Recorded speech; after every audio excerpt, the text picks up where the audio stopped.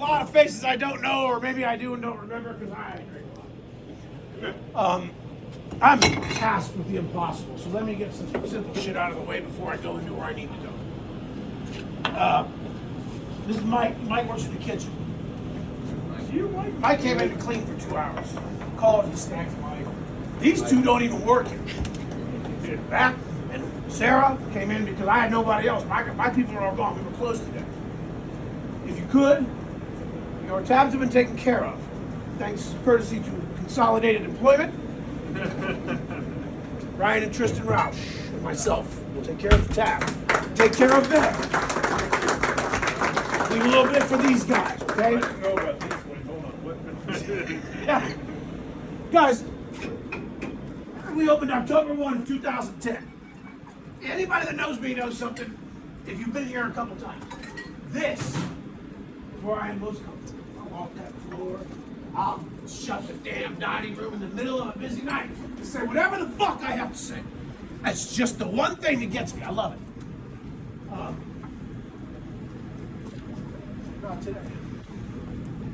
I've talked about my mother after she died, my father, my adopted daughter. I did so many countless things. And I get in this zone, and I get up. It just feeds me. I don't know if some of you even have any clue how important that was to me. When we opened this bitch, brother, the first year and most of the second, this thing wasn't working. It was hell. I couldn't figure out why I couldn't get it to click. Some of the pieces up front, some of the stuff in the back, just trying to get people to know where we were. He was going through some things, trying to get, as he's coming up into Schmidt's, getting recipes back and things. When families come in here, even though maybe it's not my place, when a kid engages me, young lady, young man, whatever, I try to acknowledge for the parents' sake so they understand, but for the kids' sake, when they engage you, look you in your eye, don't talk to you while staring at your phone. Some kid, I've had kids eat here for 7 years, I've never even looked at them. I tell them, keep that, because when you go where you're going, you might be up against a guy that has a 10 knowledge, and you might have a 7, but he doesn't look up, he doesn't even know how to talk. The other thing that I really drive home when I see it is a young man that says yes or no, thank you, please, sir, ma'am. Because the gentleman is a dying breed. It's over. They don't know what to do anymore. Some of it's not their fault. You can't get a door because you get yelled at for being a chauvinist or whatever. True gentleman. Now, the single greatest thing that he taught me, I always said, whatever goes on out there, you walk through the door, gotta be on. They don't care what the hell happened to my day. They're here to either celebrate or forget. Celebrate their best day, forget their worst day. And I would leave. He called me out one night, and he walked up behind me with grabbing my shoulders. And I thought it was something. I turned around ready to, oh boy. I was hopped up, and I was back in my bad days. What are you doing? Bro, you're still Tommy Gallo. You're out. They know who you are. If you're gonna go out every time you leave your restaurant and be a dick, who's gonna eat? That is one of 3 people in my life. I'm 51 years old. And you gotta understand, when you do this for a living, I don't know how many people you see, multiply. That was always unwaverable. No difference. He was always a fucking gentleman. Now, as impressive as that is, I'd like to think that as I've gotten older, I can do that. You know the difference between him and me? He didn't even fucking try. It just was there. I watched him take ownership and leadership of his company. If I knew I was screwing up and couldn't figure out, a humble man will say, what should I do to get out of this mess? An embarrassed man, many times like myself, I don't know why I'm doing this. I freak out about it. I can't get my shit together. He's the guy I called. The friendships that he has, the group that would come in, you are a measure of who you are by the people you surround yourself with. I gotta tread lightly on this one, but there are things I see in this restaurant. I don't want to offend anybody, but there's people, they're my best. And the one couple's not there one night, they're all shitting on him. This kid personified what it was to be a friend, father, family man. The first time I saw him, he told me who he was. He didn't know this at the time. My dad, 7 years ago, so we had OP Gallo tuxedos in Columbus. Dad and George, Grandpa, were fucking tight. Now, when I say tight, you gotta understand back in those days what tight means. There were no contracts. There were no what ifs or lawyers. When you said something, you did it. And they had Manticore meetings, and they decided how the city was going to be built outside of the wealthy community. They were thinking about the independent businessman, but great men, not guys with money like it is now. Not who could afford to. These were guys that wanted to see the place flourish, employ people, provide a living like when they came over and they got a living. So when he realizes, and I'm like, wait a minute, we're going back and forth. You're shit. And so I tell him the story, then I get to meet his dad. He must have told his dad, because dad walked up and didn't say hello, he just grabbed me and he hugged me. I am, admittedly, with zero, and I mean zero, embarrassment, a train wreck of a person. I suffer from mental illness, I suffer from drug abuse and alcoholism, trying to get better each day. I know he was aware of it. Certain times, certain things I did. When he talked to me about my problems, it wasn't about that. He always saw me as getting better with all this, and that shit will go away. Never thought of it that way before. Everything that I can tell you, what you all already know, there's one defining thing about effort. He made no effort. When you had him, and you had his eyes, and you had his voice, and you had his ears, you had him. You never saw him with his phone when you talked to him. Never saw him talk to any. I watched people walk up because, goddamn, he knows everybody. Hold on. He would push people away. Hang on, I'm talking. It was unbelievable. I have had so many weird moments in this place, and when I told you about how this is my theater, I do it for a lot of reasons. I praise the people that helped me get here, helped me get through life, quite frankly. Charitable, there's so many things that I have done when I've stood up here.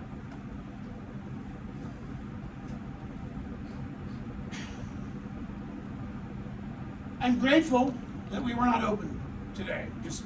We decided at the last minute to close for Easter. It is the only fucking thing that I'm grateful for today. I do not know and cannot imagine. There's other people that have come along and tried to talk to me and help me. Then I find out a week later. Everybody knows they talk to Tommy. The conversations he and I had, I have never had reverberated to me. I would imagine his wife knows, and that would not bother me in the slightest. In fact, I would imagine that maybe Kyle does. That's how tight that group is. If you were in his circle, you bought the circle. It was the circle. I guarantee you. Where's Kyle? He never had to fucking explain it. You just knew. This is what's expected of you. Not because it's demanded, but because you wanted to be as good as you could around this guy. I am grateful to be able to host this. I would trade mine for his.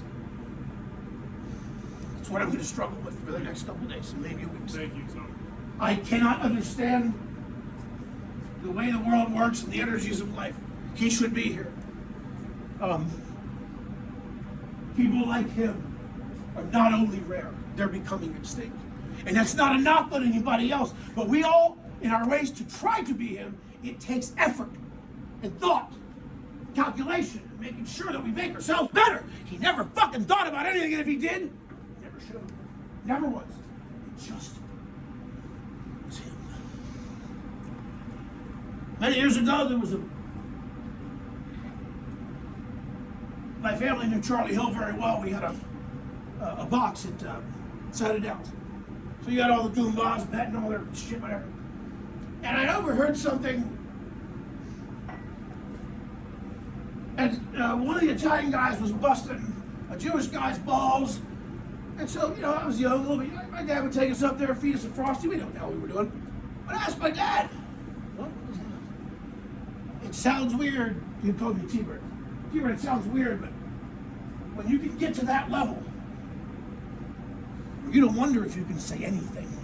You don't even think about it. Because that's the love you have. The shit he and I used to talk about to each other. Last time was when you were at Capitol. I was going to show it, but I bet I don't because I don't know half of you. And I want to end up on the internet and get canceled. But I sent Kyle and Matt Beckham. I shouldn't say it. Well, let's just say it was German themed, 1942. Just like, you know, he loved pushing. And the way he pushed the envelope, no, he wasn't. He just liked to poke you. Because you know what happened when he did? You started engaging. You know what his joy was? He got you out of your mood. He got you to laugh. They saw me sitting by myself, which I usually do. Sometimes people see me, they feel, oh, hey, by yourself. He got it. Restaurant guy wants to sit alone. But he saw how I was. In his own little way, poked the bear. When they walked out, I was laughing my ass, and I sat in my car and went, that son of a bitch did it again. Yeah, you're trying, like you're doing intentionally being funny. We are better people for knowing him. We will forever, at least in my opinion, while I will try to live up to his standard, I can try and maybe he can execute to be the guy he was, but I can never do it without effort. And that's what makes him different. I'm grateful for everyone to be. I'm grateful for Ryan, who called me this morning. Thankfully, I was awake, and then the day fell apart. And Sorry. And I got in my car at one point, I'm like, shit, we're closed. And I called Kyle, and this is how this happened. When you own this shit, it's never yours. This doesn't belong to me. It belongs to the people that come here. Since we've been open on Sundays, this wouldn't have happened except this just today. I'm grateful that it was able to, because I would have been crushed if I couldn't do this. I thank you all for being here. The cool part about this, I've heard it 20 times tonight. I know. You can't tell a story about him that's going to have a finish because we already know. How did he make your life better in that moment? How did he make you laugh in that moment? How was he nice to your wife in that moment? What did he do for your kid that moment? He never cared. He just did it. Without any effort. I've never seen a kid like him. I'm grateful that I did something. And maybe I think back that my dad met his grandfather and somehow that energy. Thank you for being here. Take care of these kids. I've always said the weddings and funerals are the birthplace and the foundation of the empty promise. I haven't seen this. Nobody calls anybody a month later, 2 months later. Don't forget this man. You remember him however you want. Effortlessly try someday. Because I have. I called him one day and I said, you son of a bitch, what's up? They had the sausage truck at the corner of the 5 Stars there by that bank. So I went and loaded up, got a bunch of sandwiches. I said, first of all, damn, I didn't know you were there on Friday. Yeah, we're going to be there. I was there every Friday. And so in his typical fashion, he used to bring me brats and we would trade stuff all the time. What are you mad about? I tried to be you the other day. I was pissed that it was so easy. Something. Just be nice. It's not easy to be nice when you have the level of vitriol and hatred that we have. He didn't waste time on it. I think that was his greatest. If you didn't appreciate who he was, you just moved on. He did what he could in the moment. Because he had focus, he had his group, he had Kyle, Drew, those guys. He had his wife, he had his kids at home. Rocking you guys. I will waste my time with no one and conserve it for the ones that understand what I'm doing. He never did it for appreciation. It's just who he was. He got out of what he did just by knowing that you smiled, forgot for a minute about your day. It's still a task for me, the way my brain works. But I'm gonna make sure at least a couple times. I can't promise every day. I'll try to do it 1, maybe 2 days a week and hopefully get better at it. Because when you do this for a living, well, forget it. And they just beat you down. But I'm gonna try. And I hope that every time I do, I don't ever want to look up and say I miss you and I remember you. I want to do it. And the moment I see that smile, I hope that you do the same. And the person across from you, with zero effort on your part, smiles, gets the day a little better. Maybe a chance or something for their kid or whatever. You're going to get in your car, you're going to breathe for a second, and you're going to feel this thing. Because I guarantee you, if anybody can talk to us, it'll be him. And you'll feel it. He doesn't want you to look up and remember him. He wants you to feel what he did. He wasn't teaching us how to act. He was teaching us that if we did it effortlessly, the reward is in your soul. Tonight I am soulless. I am crushed.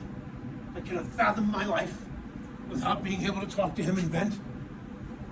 And selfishly can admit that many times I did, knowing he'll get me out of it. I don't know how he's going to do it. He'll figure it out. I hang up the phone. God damn, he did it again. Always good. Brilliant, soft-spoken, just golden heart.